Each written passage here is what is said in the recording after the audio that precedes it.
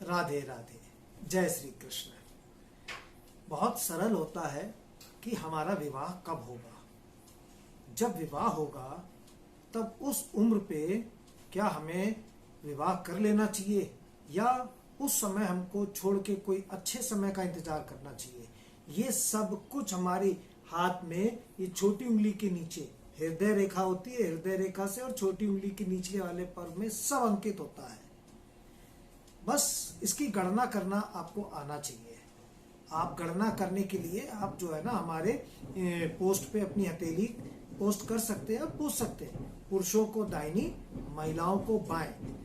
अब आप ध्यान से सुनिएगा, जो विवाह रेखा होती है वो ये पीछे से चल के इस हथेली के ऊपर तक आती है। ये पीछे से चलती है यहाँ से, इसकी जड़ें यहाँ से होती हैं और इसका फलदार वृक्ष यहाँ।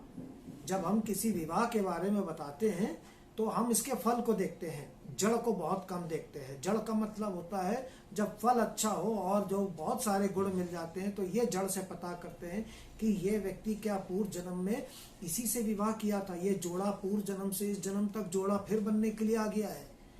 तो इसके लिए बृहस्पति का जो है आकलन करना बहुत जरूरी है कि हृदय रेखा पूर्ण रूप से बृहस्पति पे जाए, सारी उंगलियां अच्छी लंबी हो। महिलाओं के बारे में बता रहे तो बहुत सी स्त्रियां सती तक हो जाती है, तो वो जड़ से देखी जाती है। हम लोग फल से देखते हैं। आजकल की दुनिया सिर्फ फल से मतलब रखती है, पूर्ण विश्लेषण कराने से मतलब नहीं रखती है।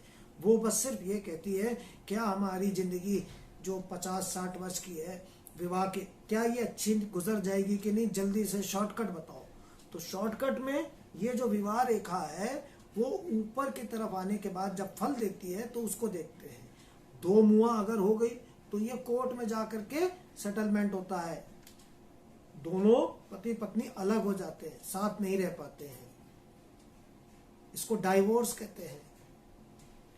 तो अगर कोई रेखा सीधी है, बिल्कुल स्ट्रेट है, तो दोनों पति पत्नी अपने अपने विचार बराबर रखते हैं, कोई ऊपर कोई नीचे नहीं होता है। और कई बार मानसिक उलझनें हो जाती है जिनकी ऊपर तक फल आ जाते हैं। बुध पर्वत पे आना जरूरी है। और अगर किसी महिला के या पुरुष के हाथ में विवाह रेखा ऐसे बुध पर्वत में आने के बाद हृदय की तरफ जुड़ जाती है तो ये बहुत दयालु स्वभाव के होते हैं, वो एक दूसरे का सम्मान करते हैं। ऐसी जो महिलाएं होती हैं इनको ईश्वर की प्रार्थना मिल जाती है, आशीर्वाद मिल जाता है और पतिव्रता सुहागन इनकी मृत्यु होती है। और वहीं अगर ये बुध पर्वत ऊपर की तरफ चढ़ जाए, ऊपर की तरफ उंगली की तरफ, ये पीछे से विवाह रेखा आई सीधी ना होकर के ऊपर की तरफ चढ़ जाए तो ऐसी महिला को बहुत जल्दी विधवा होना पड़ता है, उसकी भी गणना की जाती है। तो आज हम ये बताना चाहते हैं कि अगर किसी व्यक्ति की 28 वर्ष की आयु में विवाह रेखा बनी हुई है और 26 वर्ष की आयु में वह विवाह करने जाता है तो ये देखना जरूरी है कि वहां पर जो रेखाएं हैं वो कितनी बड़ी हैं।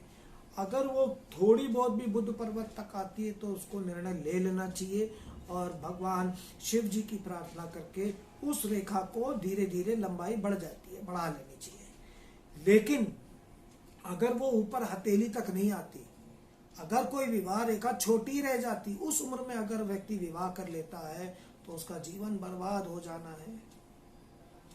उसका जीवन क्यों बर्बाद हो जाना है? क्योंकि वो जो महिला होगी वो जो है एक नहीं, एक से अधिक उसके संबंध हो जाते हैं।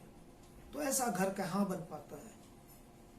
जैसे एक भक्त और भगवान का जो है रिश्ता होता है विश्वास का, वैसे ही एक पति और पत्नी का जो रिश्ता होता है वो पूर्णतः विश्वास का होता है।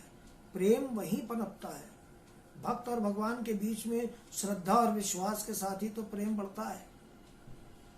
कुछ भी हो जाए भक्त भगवान को नहीं छोड़ता और भगवान भी भक्त को नहीं छोड़ते। कहते हैं कि भक्त एक कदम बढ़ाता है, भगवान 10 कदम बढ़ाते हैं। वही चीज विवाह रेखा जो होती है वो पूर्णतः बुद्ध की तरफ आनी चाहिए और हृदय की तरफ मुड़ना जरूरी होता है। और साथ में अगर कहीं हृदय रेखा बृहस्पति तक उद्गम हो गई तो बहुत ही बहुत शुभ है।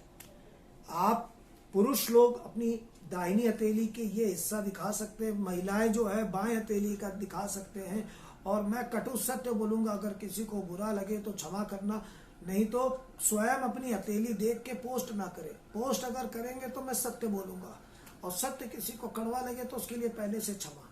राधे राधे, जय श्री कृष्ण।